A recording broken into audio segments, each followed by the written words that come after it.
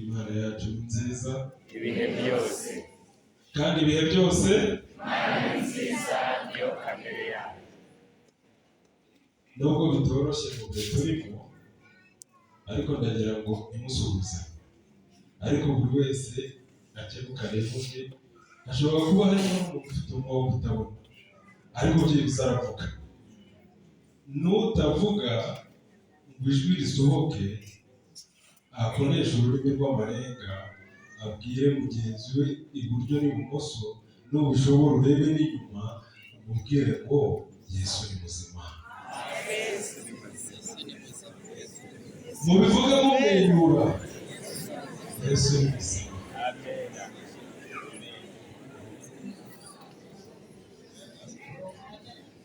Amena. Nuko ngo babagore ubwo bari bagiye kumusiga ibihumura neza, bajwe ikibazo kivuga ngo tujye gushakira ubuzima mu bapfuye. Yesu ni muzima. Amen. Ese dushatse ko twatahanira. Nimuragana ku musozi. Wakwibaza turagana ku musozi utaranatangira. Yesu ni muzima. Amen. Ese kuba Yesu ari muzima ntibiduhagije? Agiye kugaruka.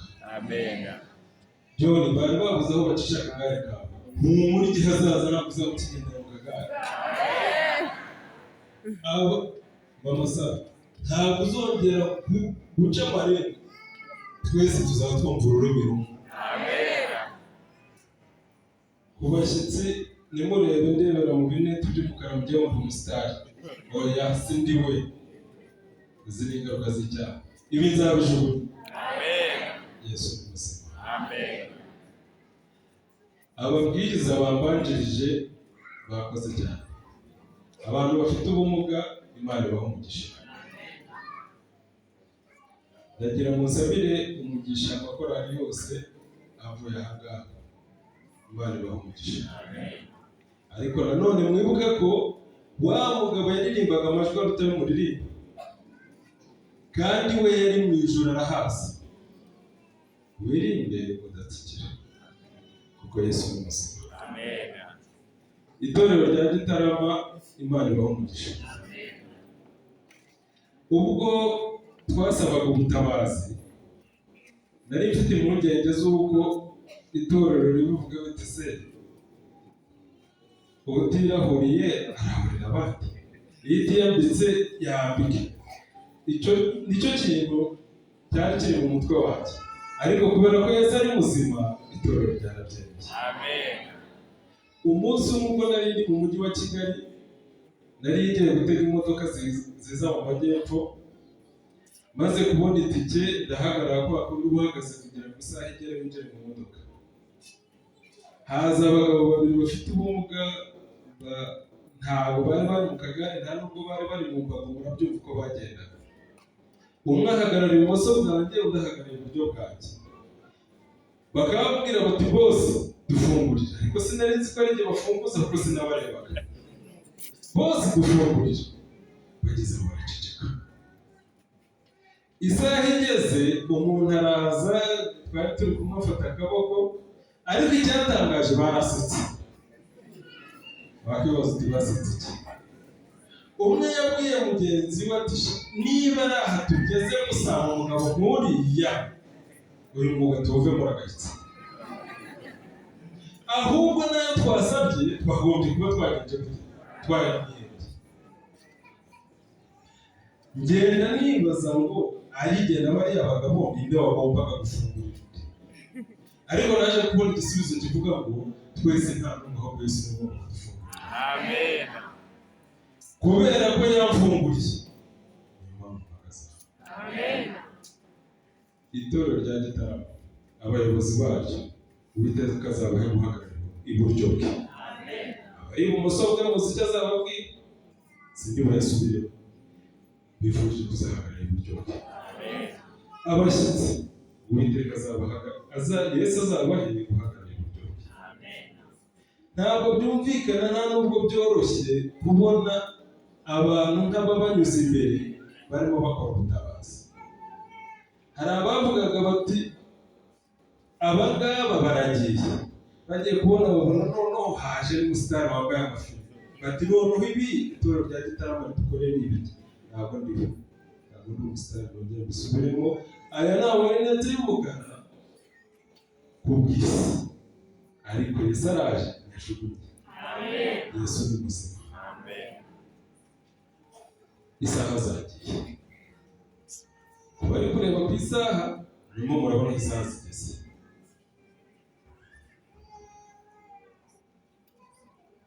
Nicyo gituma ngiye gukoresha ibishoboka byose, tugakoresha iminota mikeya, kuko na nyuma ya saa sita hari izindi gahunda. Ariko nyir'urugo, hari umugabo wavuze ngo ndi nyir'urugo, yavuze ngo n'ikindi gihe muzongera kugaruka. Mfite icyizere cy'uko hari igihe nzagaruka noneho mfite nk'isaha cyangwa isaha ebyiri. Yesu abitubashije mu izina rya Yesu. Maze gushima abo bose, ndagira ngo nanone itorero rimfashe gushima Imana. Rimfashe gushima Imana kubw'umuvandimwe wacu uherutse kubyara. Ushobora kuvuga uti azahagurutse ashima Imana kubw'umuntu wabyaye, twese twarabya.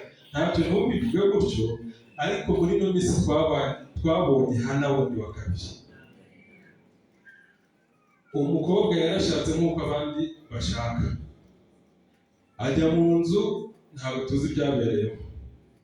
Amara umwaka umwe, amara imyaka 5, nta mwana. Arangije amara ibipfunsi 2 byose, nta mwana. Ashyizeho ino rya mbere, ubwo yari imyaka ingahe? Ubakikiye umwana w'ukwezi. Bivuze gutyo ushobora kumumenya, ariko nutanamumenya, umutima ushima Imana yuko Hana wa kabiri yabonetse kandi babyara umwana w'umuhungu. Izina ry'Imana yacu rikagucyubahiro. Ndagira ngo rero twihutishe, tugiye kureba amagambo Imana yadutumyeho uyu munsi. Umutwe w'aya magambo uravuga ngo namba ku Mana izagukubira. Ngo namba hehe?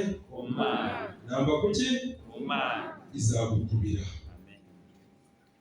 Iriya ndirimbo ya 38 kugira ngo twese twayiririmbye, tuyiririmba tunezerewe.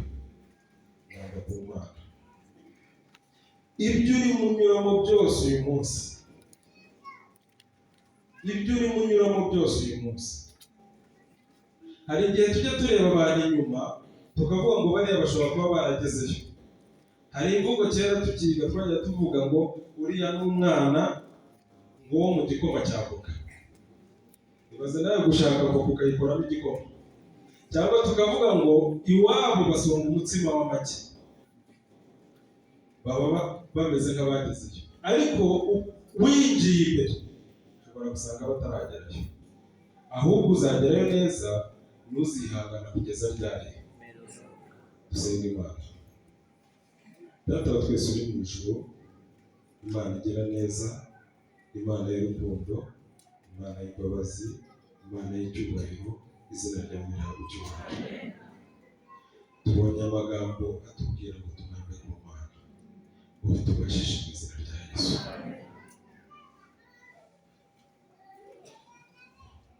Imana ni nziza ibihe byose, kandi ibihe byose Imana ni nziza, niyo kamere yayo. Badusomeye isomo, ndagira ngo wari dusomeye yongere ahaguruke aturebere muri Wowe igice cya 2, asoma umurongo wa 25 wonyine.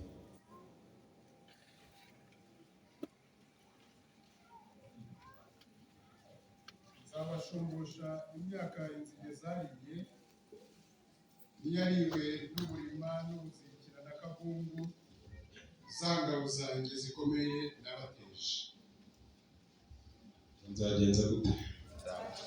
Nzabashumbusha. Uwiteka azagushumbusha. Hari imyaka yariwe na za kabungu n'inzukira n'ubundi busimba, ndetse na za ngabo zanjye mbi nabateje. Tugiye kwigira gatoya ku mugabo witwa Yobu. Yobu iyo turebye uburyo yabayeho, uburyo yari umukungu, ariko tukongeraho ko Yobu yari umukiranutsi. Imana ibashije kuba umukiranutsi. Tujya mu gice cya mbere tukabona uburyo ki Yobu yari umukiranutsi, tugakomeza tugasoma, ariko ngo ageraho aterwa n'ibyago. Imikumbi amatungo yari afite yose agenza gute? Arapfa. Abana barapfa. Ndetse tubwirwa ngo umugore yageze aho akajya amwongorera, niryo jambo ngo yahozaga mu matwi ye, akamubwira ati ariko ihakana Imana wipfire. Ariko nzabashumbusha ibyanyu byariwe na za gahunda, ibyanyu byariwe n'inzige. Aramuhendahenda ati ihakana Imana wipfire. Tutaragera kure, reka tugaruke turebe umusore witwa Yosefu. Abasore mwiriwe, wari imbaraga zubaka igihugu kandi tubase kandi mu rusengero ho gute? Mu itorero ho nimwubaka. Abasore mwiriwe, reka tuyishimire uko birakwiye. Yosefu ngo yari umusore mwiza ndetse no kuburanga. Imana babashije kuba abasore beza bakundwa na Yesu. Nuko Yosefu ntabwo turi bujye kure cyane, ahubwo turareba igihe nyirabuja yamwegeraga. Aramubwira ngo ndashaka ko turyamana. Ariko Yosefu kubera yuko yari ahagarikiwe n'ukuboko kw'Imana, yari yaragize Yesu inshuti ye, yashubije amagambo akomeye. Ariko ntarageraho nagira ngo nibaze, uyu munsi abasore babibashe bangahe? Sinshaka ko mutera agatoki hejuru k'ibigaragara. Buriya agatoki k'ibigaragara gakurwa na mwarimu. Mwarimu w'iyo ugashyize hejuru arakubaza ati wowe ujya ku kibaho, njye sinshaka ko mujya ku kibaho. Ahubwo zamura agatoki ku mutima wawe karebwa na Yesu. Uvuga uti Yesu biramutse bibaye uyu munsi ntabwo nashaka. Mwakazamuye ni Yesu kareba. Ntumbeshye kuko uriya mugabo uri kubeshya areba aho ugiye ntabasha kureba. Inkumi zacu ababibasha ari bangahe? Abagabo. Sindi buvuga abasaza n'abakecuru, ibyo ni ibindi. Ariko Yosefu arahagarara arashikama, abasha kubwira nyirabuja amagambo akomeye. Aramubwira ngo ibiri muri iki gihugu byose databuja bifiteho iki? Uburenganzira. Ariko yanyimye ikintu kimwe gusa, wowe uri umugore we. Arangije aramubwira ngo nahangara nte gukora icyaha gisa gutyo. Abasore mwiriwe, mujye musubirisha iyo mvugo muti twahangara gute gukora icyaha gisa gutyo. Yesu amaze gushoboza uriya musore, Imana yaramushumbishije cyane, yamushumbishije. Mu byo unyuramo, mu byo ugendamo, Yesu agukomeze kandi azaguhe guhagarara iburyo bwe. Yesu azaguhe guhagarara iburyo bwe. Amen. Sega mutari kunezerwa kandi bifuza ibintu byiza.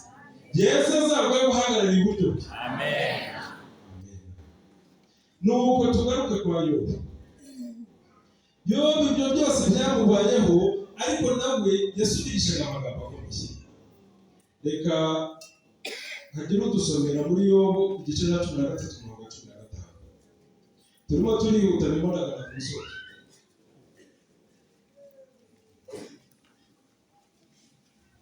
Yobu 13:15.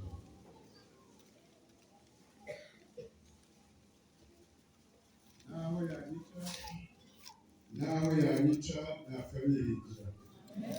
Nubwo bimeze bityo, inzira zanjye nzazikomeza imbere yacu. Naho yagenza gute?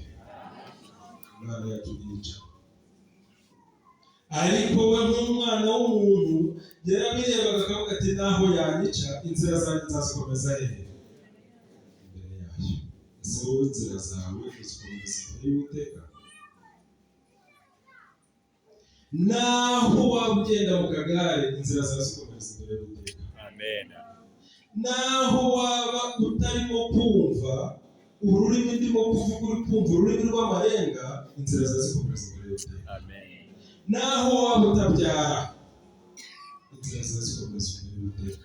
Ariko witegure yuko Uwiteka agiye kugushumbusha, kandi naramuka agushumbushishe azakugushumbusha. Muri aya manywa ndifuza ko buri muntu wese atekereza kuri iki kintu. Ese inzira zanjye zikomereza imbere y'Uwiteka? Ese iyo hagize igikoma simvuze y'abahanga nkaboroga cyane ngataka cyane,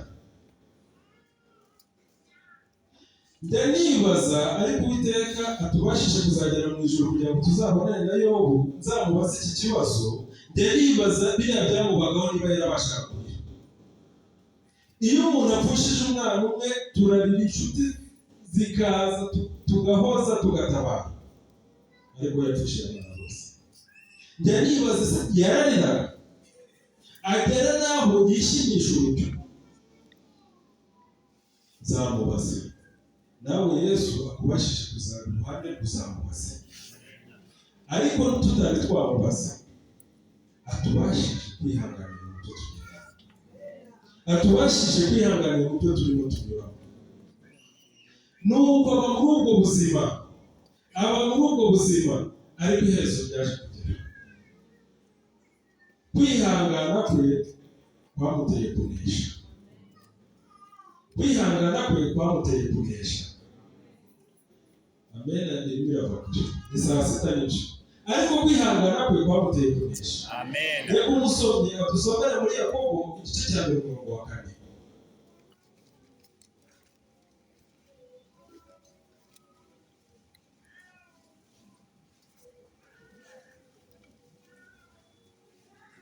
Yakobo igice cya 4.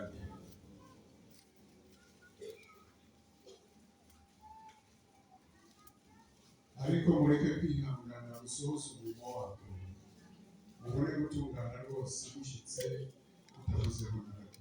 Twavuga gusa Amen. kwihangana gusohoza imirimo yako tubeho dushyize hatabuzeho n'akanga iki, na gato. Kwihangana kwateye Yobu kunesha. Kuriya kwihangana yagize niko ndimo nifuza itorero rya gitarama ndetse n'abashyitsi. Yesu abibabashije mu izina rya Yesu. Amen. Reka turebe isomo ribanziriza irya nyuma. Turimo tugana ku musozo. Turebe muri Yobu igice cya 42. Turasoma umutwe w'amagambo uri ku murongo wa 7, niturangiza tugende dushome duhereye ku murongo wa 10. Umutwe w'amagambo uri ku murongo wa 7, ariko tutaruke tuzihere ku murongo wa 10. Imana ikiza Yobu imushumbusha ibyo yari yarapfushije. Aha hantu turabumvise Imana ikiza Yobu imushumbusha ibyo yari yarapfushije. Nzagushumbusha imyaka yawe yariwe na za kabungu, nzagushumbusha imyaka yawe yariwe. Barabitondagura. Bigeze muri Yakobo abatubwira ngo kwihangana kugenza bite, gukora imirimo yako tubeho twuzuye hatabuzeho na gato. Tujye ku murongo wa 10. Yobu agisabira bagenzi be, Uwiteka agenza gute? ahera aramwunamura amukiza ibyago. Uwiteka ahera aramwunamura amukiza ibyago bye. Uwiteka agukiza ibyago byawe. Amuha ibihwanye n'ibyo yari afite kabiri. Amuha ibihwanye n'ibyo yari afite inshuro zingahe? Uwiteka nawe akugukiza. Amen.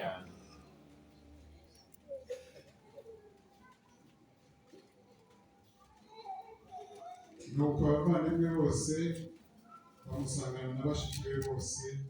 Abavandimwe ngo bamusanganye na bashiki be, ba bandi bose bari baramuvuyeho batangiye kuza.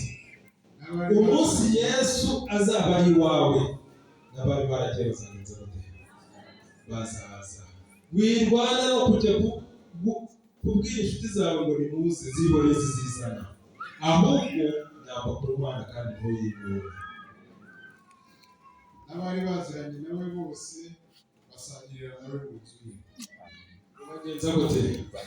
Basangira nawe mu nzu ye. Hari umuntu wari ukigera mu nzu ye, usibye no kugera mu nzu ye n'umunuko yari afite, mu mbabare gukoresha iryo jambo, ntabwo watumaga n'umuntu uciye ku irembo yifuza guca iyo nzira. Ariko noneho batangiye gusangira nawe. Yesu agukubire kenshi. Baramuririra kandi baramuhumuriza kubw'ibyago Uwiteka yari yaramuteje byose. Baramuririra kandi baramuhumuriza kubw'ibyago Uwiteka yari yaramuteje. Kuko byari bigenze gute? Byari birangiye. Nzabashumbusha ibyari byariwe na gahunda. Ese urabifite byariwe na gahunda? Ntibyabura kuko turi mu isi y'umwijima, ariko Uwiteka yiteguye kudushumbusha. Umuntu wese amushumbusha igice cy'ifeza n'impeta y'izahabu. Amazahabu atagiye kuza, kandi yari ageze aho yishimisha iki? Urujyo. None izahabu zitangiye kugenza gute? Kuza mu nzu ye. Uwiteka akubashije yuko izahabu zinjira iwawe, ariko izahabu ya mbere banza ugire Yesu inshuti. Banza ugire Yesu inshuti, kuko nawe ubwo arabivuga ngo sinjye bita abagaragu, kuko umugaragu ntamenya icyo shebuja ashaka, ahubwo ni inshuti zanjye. Wifurije kuba inshuti ya Yesu. Wifurije kuba inshuti ya Yesu.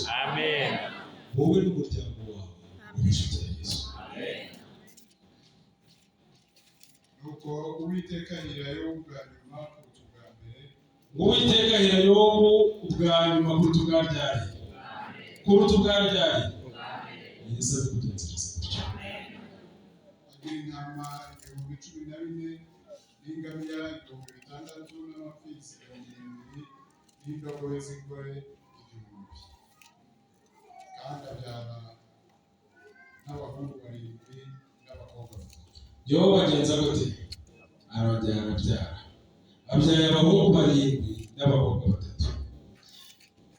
Aha hantu muzahitondere cyane, kuko Yobu ari mu bantu bakeya Bibiliya ivuga ikavuga n'abakobwa babo. Imuha kubyara abana b'abahungu 7, kuko abambere bari bagenje gute? Ese Uwiteka arimo aramushumbusha? Amuha n'abana b'abakobwa 3.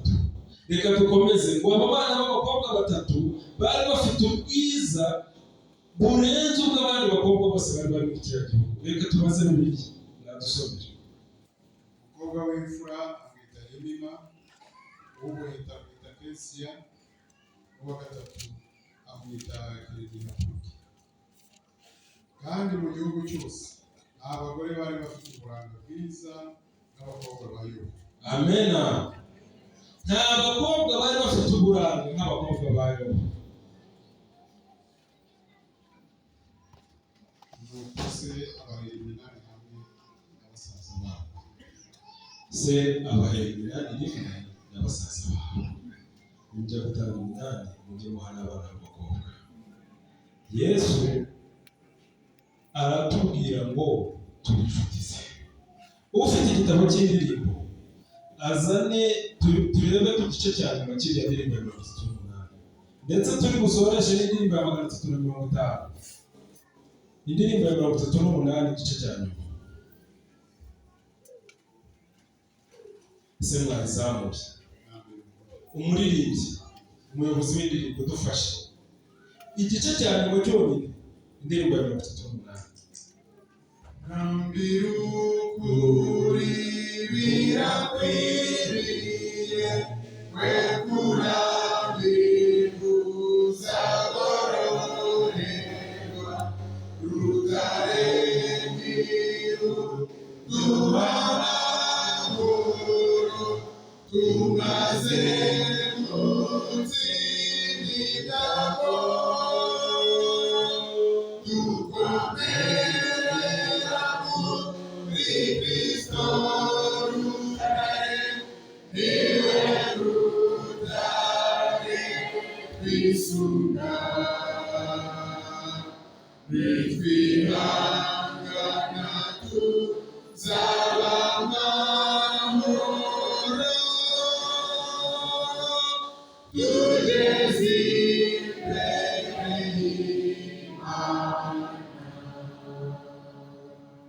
aya magambo aba yawe muri uyu mwanya mu izina rya Yesu. Igihe tuzaba tumaze gutsinda ibyago, hatakiri abasabiriza mu muhanda, hatakiri abarwara,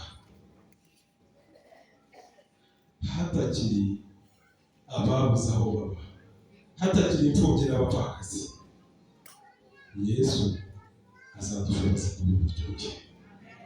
Turimo tugana ku musozo, reka dusome isomo bari badusomeye n'ubundi. Wowe igice cya kabiri umurongo wa 25 na 26. Nzabashumbusha imyaka Nzagenza nte? Mubivuge mu mwenyura. Aho kuvuga ngo nzabashumbusha, tuvuge ngo azadushumbusha. Azadushumbusha, umusomyi nadusomere. Azadushumbusha imyaka inzige zagenze gute? Ese Yobu yarashumbushijwe? Mwifurije kuzashumbusha mu izina rya Yesu. Hari imyaka inzige zariye. Reka twihute tujye ku murongo wa 26. Kandi tuzajya duhabwe duhimbaze izina ry'Uwiteka Imana yacu. Amen. Kuko yadukoreye ibitangaza. Kandi ubwoko bwanjye ntibuzongera gukorwa n'isoni ukundi. Kandi ubwoko bwanjye ntibuzongera gukorwa n'isoni ukundi.